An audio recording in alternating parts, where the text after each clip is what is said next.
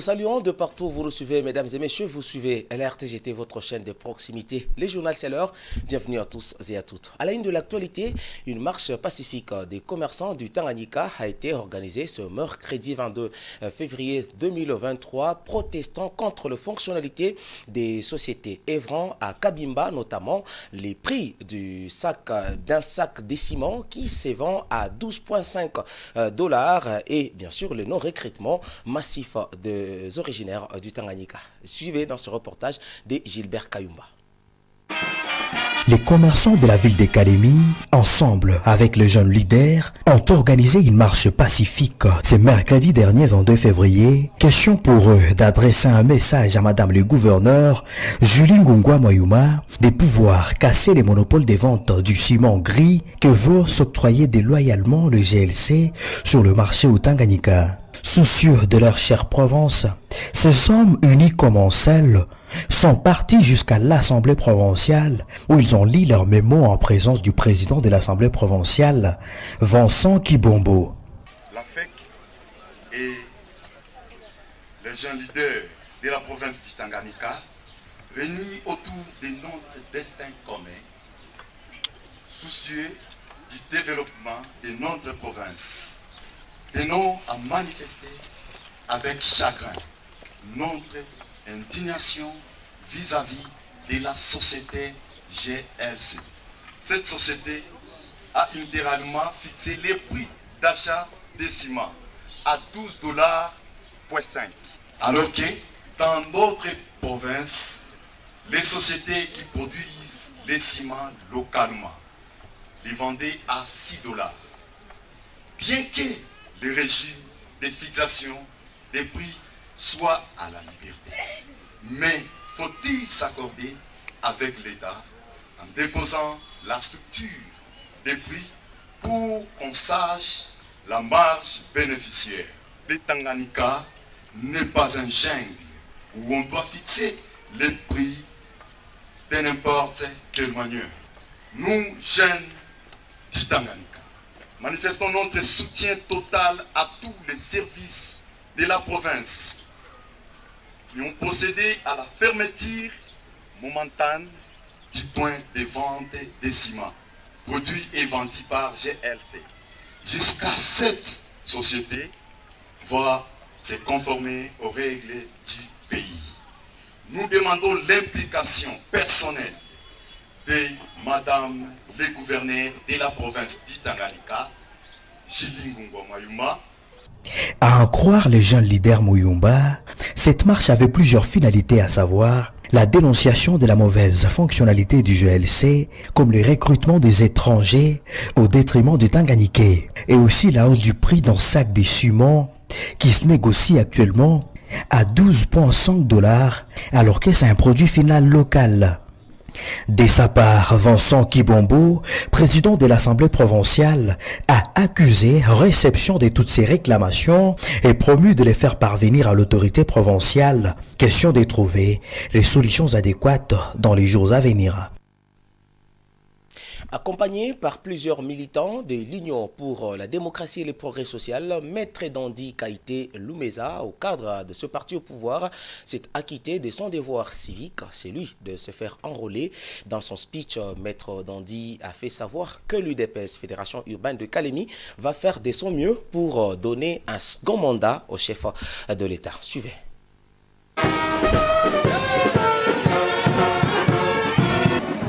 De l'Union pour la démocratie et le progrès social, ainsi que le banderole de l'association des amis de Maître Dandi Kaïté Lumeza, ADKLU en sigle, ont été visibles sur la poste de Kalemi, chef-lieu de la province du Tanganyika.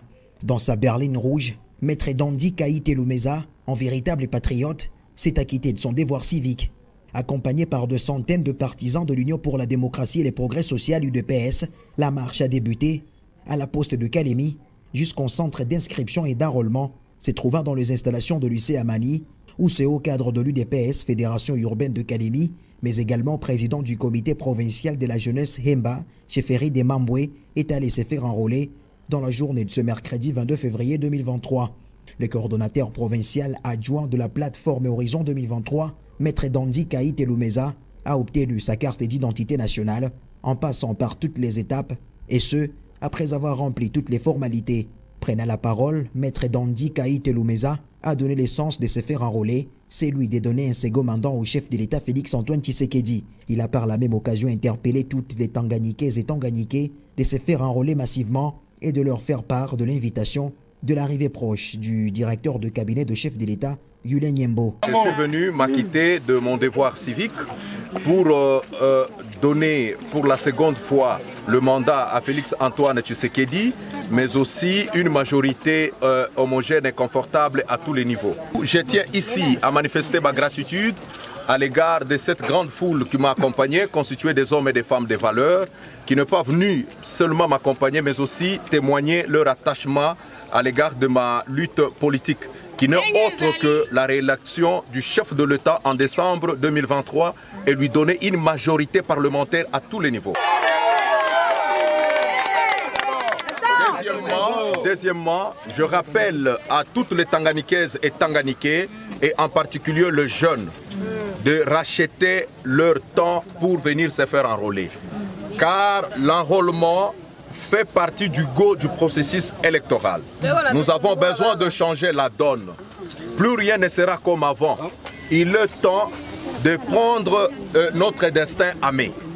Et pour finir, je lance un message de sensibilisation pour l'accueil digne d'un fils du terroir, son Excellence Yulien Nyembo, qui sera dans nos murs d'ici peu de temps. Nous lui devons un accueil sans pareil. Il a, en outre, appelé toute la population à continuer à faire confiance à l'Union pour la démocratie et les progrès sociaux. Le 22 février de chaque année marque la naissance du précurseur du mouvement scout ou le scoutisme, Banden Poel, l'ancien soldat. Cette journée est d'une importance capitale pour tous les scouts, car elle interpelle le peuple à l'unité, à l'amour et aux vertus.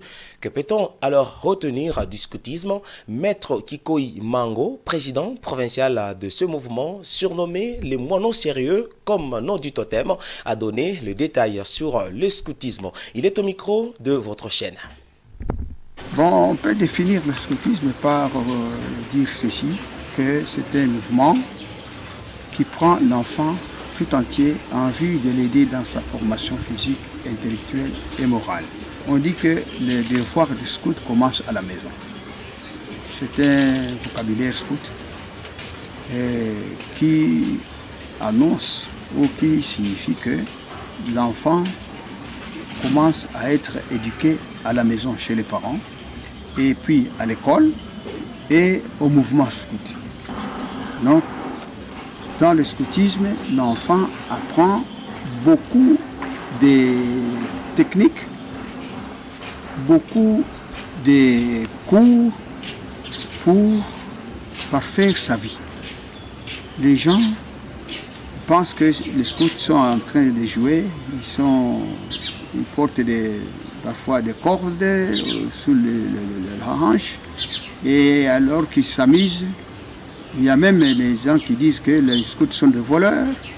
Scoutini, Mouizi, Aliba, Kabata, Anaweka, Mungoma. Voici l'entendement de certains. Mais le scoutisme, c'est un mouvement scientifique.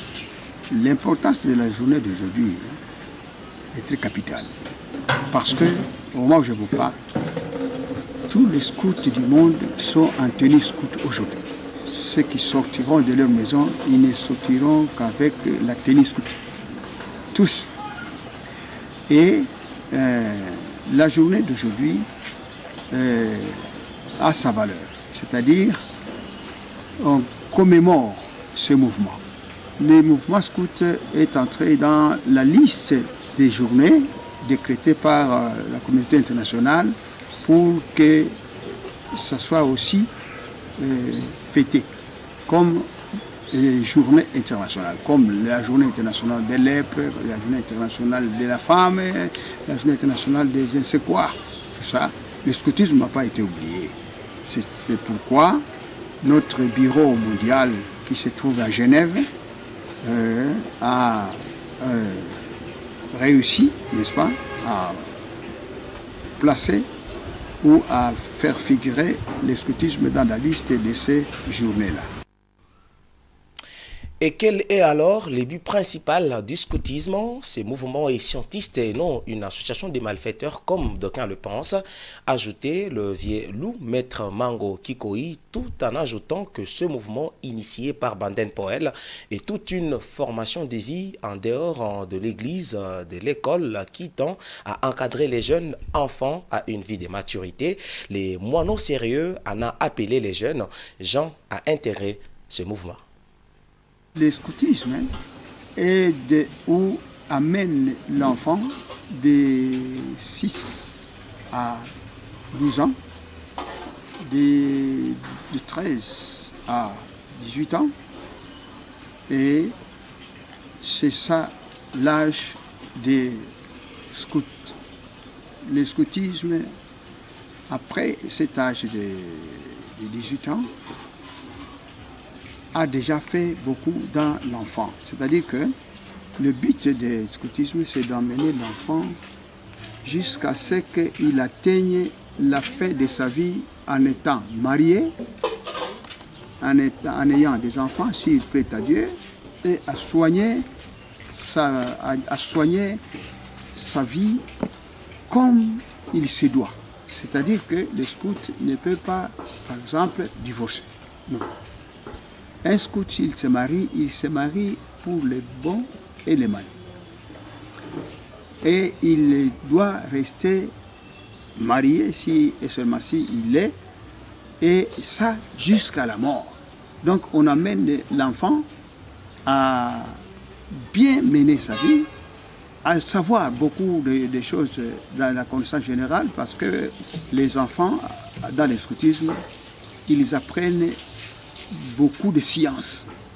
Par exemple, la constellation. C'est un cours d'option à l'Institut supérieur de la marine. C'est-à-dire que c'est dirigé avec les étoiles. Les scouts savent déjà ça alors qu'ils ne sont pas à l'université. Vous voyez. Le secourisme, vous voyez, tout ça sont la communication. Tous ces morses, ces sémaphores, ce sont des cours, ce sont des matières que les enfants voient. Comment traverser la rivière, ils utilisent des radeaux, comment fabriquer des choses, comment ils vont au camp pour apprendre à vivre en dehors des parents. Parce que quand les enfants seront orphelins, ils sauront vivre eux-mêmes sans parents. Bon, à tous les jeunes de la province, je leur demande de ne pas considérer les scouts comme des bandits ou des voleurs. Non, les scouts sont des scientistes. Parce que la méthode des scouts, c'est une méthode paramilitaire, presque. On apprend l'enfant à devenir militaire et plus tard, parce que le fondateur même, Stephenson Smith Robert Banden Powell, était un colonel anglais qui a combattu en Afrique du Sud contre les Zoulous. C'est lui qui a fondé le scoutisme. Les habitants de quartier Kianza ont par l'entremise de leur chef de quartier présenté leur desiderata. C'est notamment la carence en eau potable, l'insuffisance en énergie électrique et ont demandé auprès des autorités provinciales de leur venir en aide.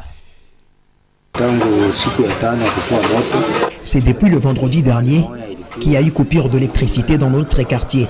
C'est une panne due à la dernière pluie diluvienne qui s'est abattue sur la ville de Kalemi. C'était un court-circuit, mais heureusement aujourd'hui, nous avons remarqué la présence des agents de la ESNEL, accompagnés par quelques stagiaires, qui sont venus réparer ce problème qui nous a privés de l'énergie électrique pendant plusieurs jours. À part le problème de l'électricité, nous sommes confrontés à une carence liée en eau potable. On reçoit cette denrée de première nécessité rarement, des fois une ou des fois la semaine, et pendant la nuit. Cela cause parfois certains impacts négatifs sur la vie socio-économique de la population qui se met parfois à trouer des tuyaux de la régie des eaux. Question de faire l'auto-alimentation de l'eau potable. Sur le plan sécuritaire, tout se porte bien actuellement. Il y a eu une certaine accalmie dans notre quartier. Il n'y a pas plusieurs cas de vol enregistrés. Aux autorités de la province du Tanganyika en général et celles de la Société nationale d'électricité et des régies des eaux en sigle de faire de leur mieux afin de nous fournir abondamment et régulièrement l'eau ainsi que l'électricité, car étant d'une importance capitale. pale inaonekana anawahi kuintervenir mbele ya wakati. Mesdames, Messieurs, ce journal se poursuit. La journée de ce lundi 20 février 2023 a été consacrée pour la commissaire générale aux affaires foncières, Ariel Ndaya Luamba, au processus d'identification et prélèvement de données GPS sur les anciennes parcelles des habitants victimes des conflits fonciers dans le lotissement Mamba City. Et a reconnu le travail abattu par cette femme de marque, une chèvre lui a été remise. Cédric Moma Moussantole était sur place. La journée du lundi 20 février 2023 est également consacrée pour la commissaire générale aux affaires foncières, Madame Ariel Ndaya Luamba, au processus d'identification et prélèvement de données GPS sur des anciennes parcelles des habitants victimes des conflits fonciers dans le lotissement Mamba City. Ayant reconnu le sens d'humanisme, d'écoute et d'abnégation dans le travail qu'exécute la patronne des affaires foncières sous les instructions de son chef direct, le gouverneur de province Julie Ngongwa Mayuma, l'une des victimes qui a été largement marquée par cette action mise en place par le gouvernement Julie Ngongwa, cette dernière s'est résolue de remettre une chèvre à Madame Ariel Ndaya Luamba, signe d'encouragement et de reconnaissance du travail abattu pour le compte des habitants de la ville de Kalemi. Signe ya remerciement kazi yote unafanya, niligundua ndani yako mko hekima paske unapokea kila mtu wote, kwa mtoto kwa mkubwa. Ile ngambo tunakushukuru sana. Unatoka Moizi wetu, unatutetea. Sina na mingi, ni ile symbole ya remerciement nilipenda. Ému de joie par ses gestes, Ariel Ndaya Luamba dédie ce cadeau à Madame le gouverneur Julie Ngongwa Mayuma, elle qui a permis que ces travaux aient lieu. Cette chèvre, je veux aussi la présenter au gouverneur parce que c'est grâce à elle, grâce à ses instructions, que j'ai eu ces cadeaux. Si vous pouvez aussi chercher pour elle, parce que c'est elle qui mérite tout. Voilà. Mais elle, ça sera le jour où elle va descendre sur le terrain. C'est à elle qui revient, c'est à elle qu'on doit donner tous ces honneurs ici. L'instant d'après, Madame Ariel Ndaya Luamba, accompagnée de quelques agents de son cabinet, a continué avec l'opération d'identification et prélèvement de données GPS sur les anciennes occupations d'avec les services techniques du cadastre et titres immobiliers pour les restes des habitants victimes des conflits fonciers. Mesdames, Messieurs, les journaux et médias en ligne de ce mercredi ont décrypté en majorité le point de la situation sécuritaire en République démocratique du Congo fait par la délégation de l'ONU. J'espère que vous l'aviez très bien compris. La revue de presse.